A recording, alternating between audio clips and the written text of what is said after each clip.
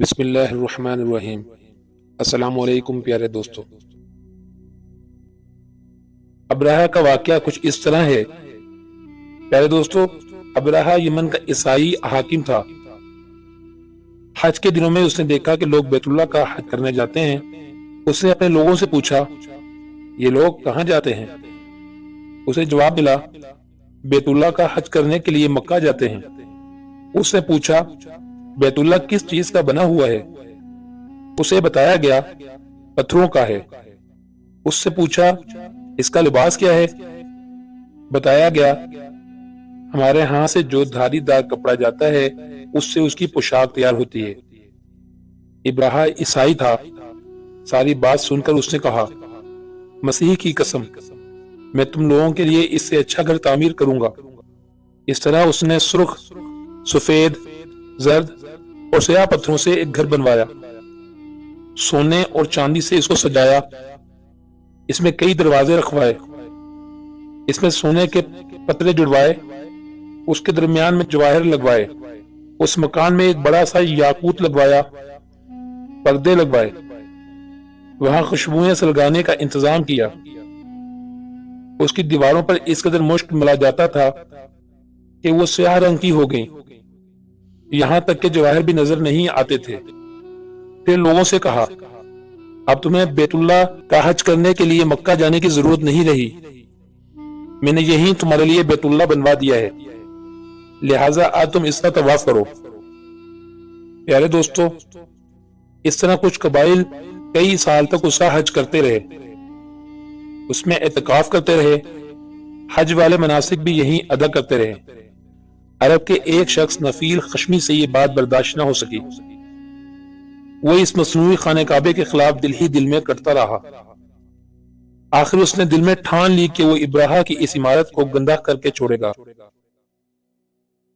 پھر ایک رات اس نے چوری چھپے بہت سی گندگی اس میں ڈال دی۔ ابرہہ کو معلوم ہوا تو سخت غضبناک ہوا، کہنے لگا، یہ کارروائی کسی عرب نے اپنے کعبے کے لیے کی ہے، میں اسے ڈھا دوں گا، اس کا ایک ایک پتھر توڑ دوں گا۔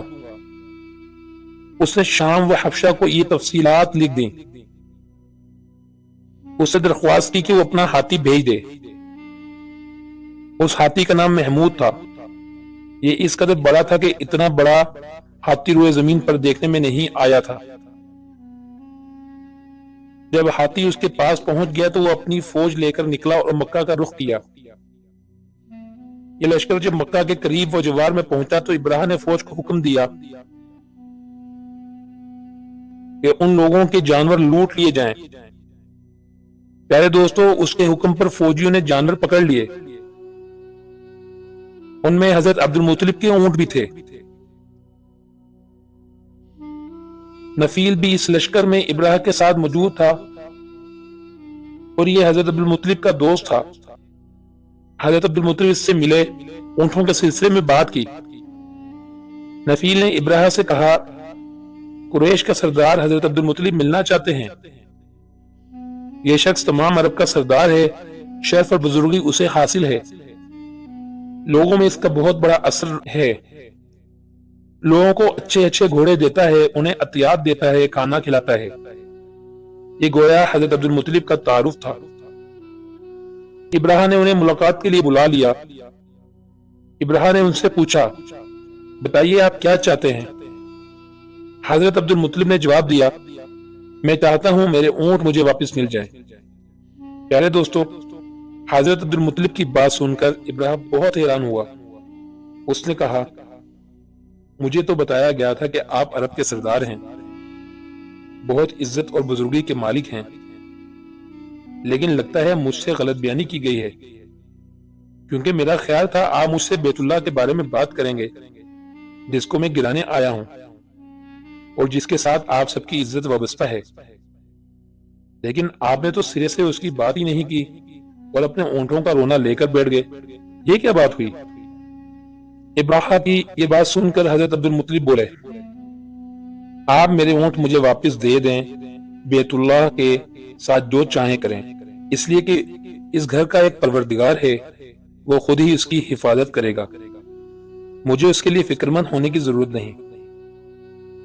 حضرت عبد المطلب کی یہ بات سن کر ابراہ نے حکم دیا حضرت عبد المطلب کے اونٹ واپس دے دیے جائیں۔ پیارے دوستو، جب حضرت عبد المطلب کو ان کے اونٹ واپس مل گئے تو انہوں نے ان کے سموں پر چمڑے چڑھا دیے، ان پر نشان لگا دیے، انہیں قربانی کے لیے وقف کر کے حرم میں چھوڑ دیا تاکہ پھر کوئی انہیں پکڑ لے تو حرم کا پروردگار اس پر غضبناک ہو۔ پھر حضرت عبد المطلب ہیرا پہاڑ پر چڑھ گئے، ان کے ساتھ ان کے کچھ دوست تھے۔ انہوں نے اللہ سے درخواست کی، اے اللہ، انسان اپنے سامان کی حفاظت کرتا ہے تو اپنے سامان کی حفاظت کر۔ پیارے دوستو، ادھر سے ابراہ اپنا لشکر لے کر آگے بڑھا۔ وہ خود ہاتھی پر سوار لشکر کے درمیان موجود تھا، ایسے میں اس کے ہاتھی نے آگے بڑھنے سے انکار کر دیا۔ پیارے دوستو، وہ زمین پر بیٹھ گیا۔ ہاتھی بانوں نے اسے اٹھانے کی کوشش کی لیکن وہ نہ اٹھا۔ انہوں نے اس کے سر پر ضربیں لگائیں مگر وہ کھڑا نہ ہوا۔ کچھ سوچ کر انہوں نے اس کا رخ یمن کی طرف کیا تو وہ فوراً اس طرف چلنے لگا۔ اس کا رخ پھر مکے کی طرف کیا گیا تو پھر رک گیا۔ ہاتھی بانوں نے یہ تجربہ بار بار کیا۔ آخر ابراہ نے حکم دیا ہاتھی کو شراب پلائی جائے تاکہ نشے میں اسے کچھ ہوش نہ رہے اور ہم اسے مکہ کی طرف آگے بڑھا سکیں۔ چنانچہ اسے شراب پلائی گئی لیکن اس پر اس کا بھی اثر نہ ہوا۔ ابراہ کے ہاتھی کو اٹھانے کی مسلسل کوشش جاری تھی کہ اچانک سمندر کی طرف سے ان کی طرف اللہ تعالیٰ نے ابابیلوں کو بھیج دیا۔ وہ ٹڈیوں کے جھنڈ کی طرح آئیں۔ دوسری طرف حضرت عبد المطلب مکہ میں داخل ہوئے، حرم میں پہنچے اور کعبے کے دروازے کی زنجیر پکڑ کر ابراہ اور اس کے لشکر کے خلاف فتح کی دعا مانگی۔ ان کی دعا کے الفاظ یہ تھے، اے اللہ، یہ بندہ اپنے قافلے اور اپنی جماعت کی حفاظت کر رہا ہے، تو اپنے گھر یعنی بیت اللہ کی حفاظت فرما، ابراہ کا لشکر فتح حاصل نہ کر سکے۔ ان کی طاقت تیری طاقت کے آگے کچھ بھی نہیں۔ آج سلیب کامیاب نہ ہو۔ سلیب کا لفظ اس لیے بولا کہ ابراہ عیسائی تھا اور سلیب کو عیسائی اپنے نشان کے طور پر ساتھ لے کر چلتے ہیں۔ اب انہوں نے اپنی قوم کو ساتھ لیا اور ہیرا پہاڑ پر چڑھ گئے کیونکہ ان کا خیال تھا وہ ابراہ کا مقابلہ نہیں کر سکیں گے۔ پیارے دوستو، پھر اللہ تعالیٰ نے پرندوں کے جھنڈ بھیج دیے۔ یہ پرندے چڑیا سے قدرے بڑے تھے، ان میں سے ہر پرندے کی چونچ میں پتھر کے 3 ٹکڑے تھے۔ یہ پتھر پرندوں نے ابراہ کے لشکر پر گرانے شروع کیے۔ پیارے دوستو، جو ہی یہ پتھر ان پر گرے ان کے ٹکڑے ہو گئے، بالکل اسی طرح جیسے آج کسی جگہ اوپر سے بم گرایا جائے تو جسموں کے ٹکڑے اڑ جاتے ہیں۔ ابراہ کا ہاتھی محمود ان کنکریوں سے محفوظ رہا، باقی سب ہاتھی تہس نہس ہو گئے۔ یہ ہاتھی 13 عدد تھے، سب کے سب کھائے ہوئے نحوست کی مانند ہو گئے، جیسا کہ سورہ فیل میں آتا ہے۔ پیارے دوستو، ابراہ اور اس کے کچھ ساتھی تباہی کا یہ منظر دیکھ کر بری طرح بھاگے، لیکن پرندوں نے ان کو بھی نہ چھوڑا۔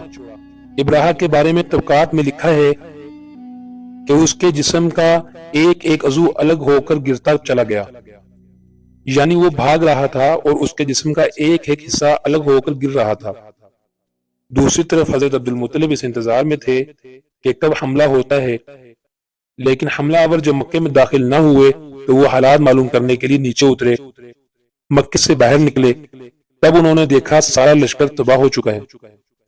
خوب مال غنیمت ان کے ہاتھ لگا، بے شمار سامان ہاتھ آیا، مال میں سونا چاندی بھی بے تحاشا تھا۔ پیارے دوستو، لشکر میں سے کچھ لوگ ایسے بھی تھے جو واپس نہیں بھاگے تھے، یہ مکہ میں رہ گئے تھے۔ ان میں ابراہ کے ہاتھی کا محاوت بھی تھا جو محمود کو آگے لانے میں ناکام رہا تھا۔ پیارے دوستو، اس طرح اللہ رب العزت نے ابابیل کے ذریعے ابراہ کے لشکر کا خاتمہ کیا اور مکے یعنی اپنے گھر کی حفاظت فرمائی۔ اگلی ویڈیو تک اجازت دیجیے، اپنا خیال رکھیے گا، دعاؤں میں یاد رکھیے گا۔ اللہ حافظ۔